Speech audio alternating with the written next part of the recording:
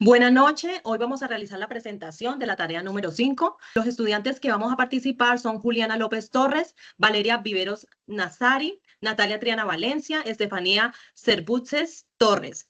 Y el tutor que nos corresponde es Giovanni Ospina Nieto. El conflicto es un rasgo inevitable en las relaciones sociales, es decir, se considera el conflicto como un proceso general en todas las extensiones de las relaciones humanas.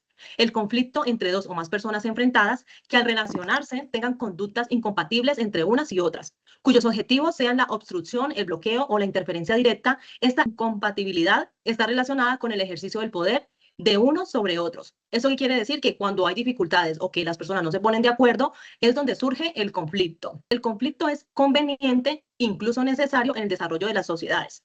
Puede ser un medio de cambio para la sociedad, favoreciendo la cohesión del grupo ante un conflicto con otros grupos y produciendo un aumento en el nivel de tensión en el grupo que lo torna como más constructivo y creativo.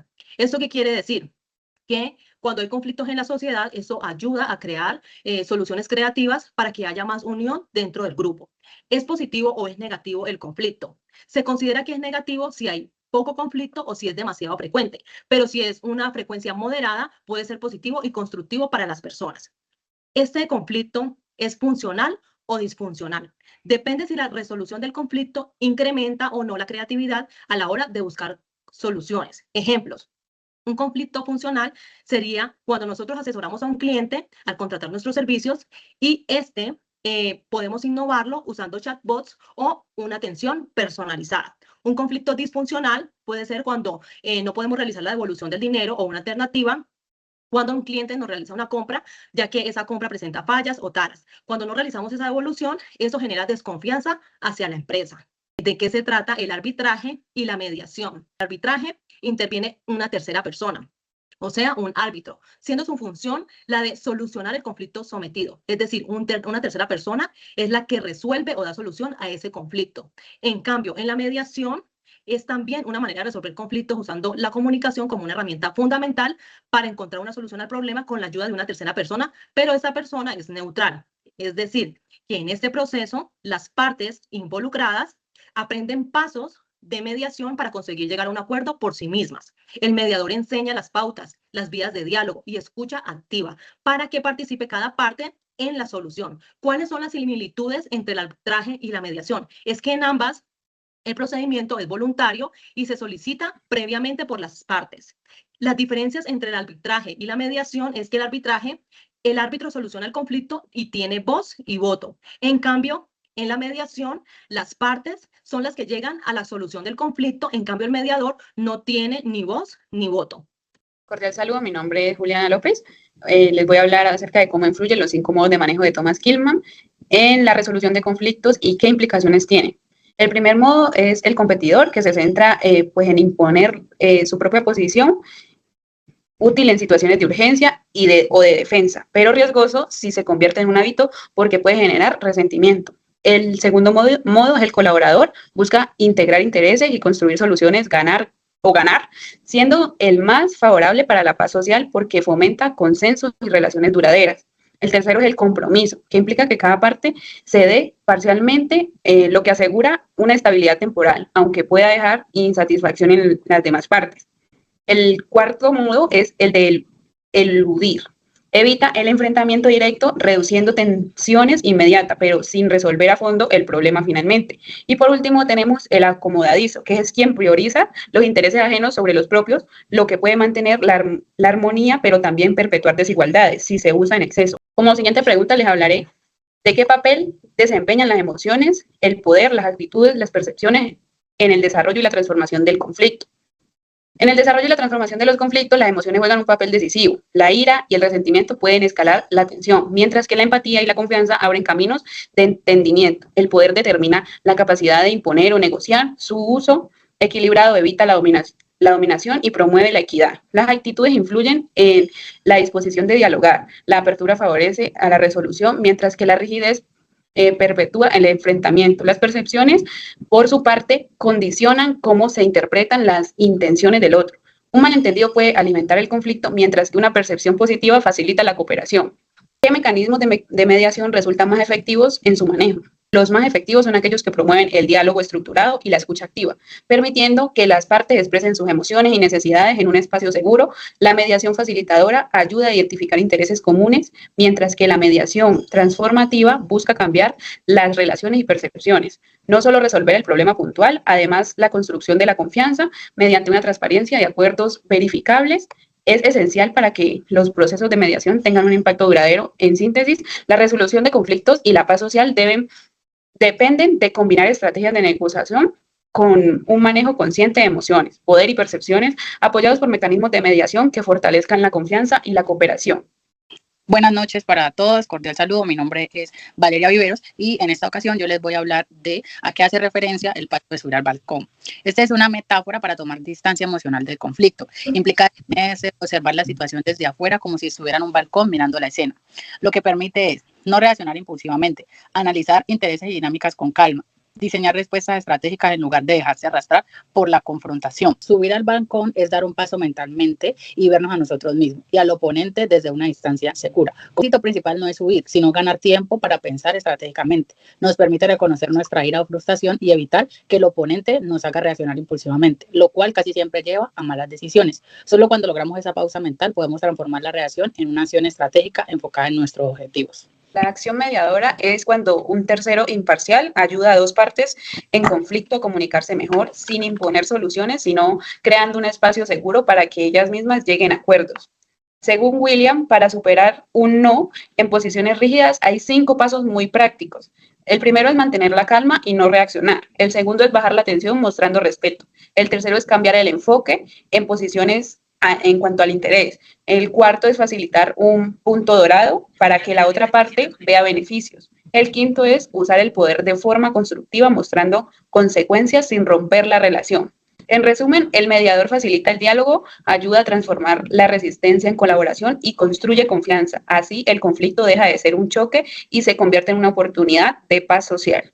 ¿De qué trata la estrategia de Puente de Oro? Facilitar la salida digna. Como concepto es crear un camino o una opinión que resulte fácil, atractivo y honorable para aceptar el acuerdo. El objetivo general es lograr que la solución final se perciba como la mejor opción que eligió, no como una derrota impuesta. La alternativa es, la otra parte debe percibir la opción de no acuerdo, MAN, como mucho peor. Principio, no solo basta con encontrar una solución, hay que construir la solución con la dignidad del oponente en mente. El proceso para atender el puente de oro. Como primer punto es un diagnóstico empático. Debemos entender qué obstáculos psicológicos, miedo a la crítica, a veces débil, impiden al otro decir que sí. Incorporar la idea ajena es el segundo punto. Rediseñar la solución que contenga elementos de las propuestas del oponente, permitiéndole decir, esa fue mi idea. Y como tercer punto, hacer transición fácil. Asegurar que el acuerdo no requiere grandes sacrificios o humillaciones. Evitar presionar o amenazar. Y como cuarto punto, comunicación para salvar la cara. Proveer argumentos externos que el oponente pueda usar para justificar su decisión ante su equipo o jefe. Logramos un compromiso a largo plazo. Principios fundamentales de la mediación. La voluntariedad. Las partes participan libremente y pueden retirarse en cualquier momento. La confidencialidad. Toda la información compartida durante el proceso es privada y no puede usarse en un litigio posterior, salvo que hayan excepciones legales. Neutralidad e imparcialidad. El mediador no tiene preferencias por ninguna parte. Neutralidad. Y las trata a ambas con igualdad de condiciones. Esa es imparcialidad. Empoderamiento y autodeterminación. El poder de la decisión final reside siempre en las partes, no en el mediador. Objetivo de la mediación. Más allá del acuerdo. Como primer punto, transformación del conflicto, cambiar la forma en que las partes se relacionan y perciben el problema. Segundo, mejora de la comunicación, restablecer el diálogo, promoviendo la escucha activa y la comprensión mutua. Tercero, creación de soluciones personalizadas, generar acuerdos hechos a la medida, tras hechos a manos que satisfacen mejor los intereses que una sentencia judicial. Y aumento de satisfacción y cumplimiento, como las partes señalan la solución, a nivel de satisfacción y la probabilidad de cumplimiento son mucho mayores.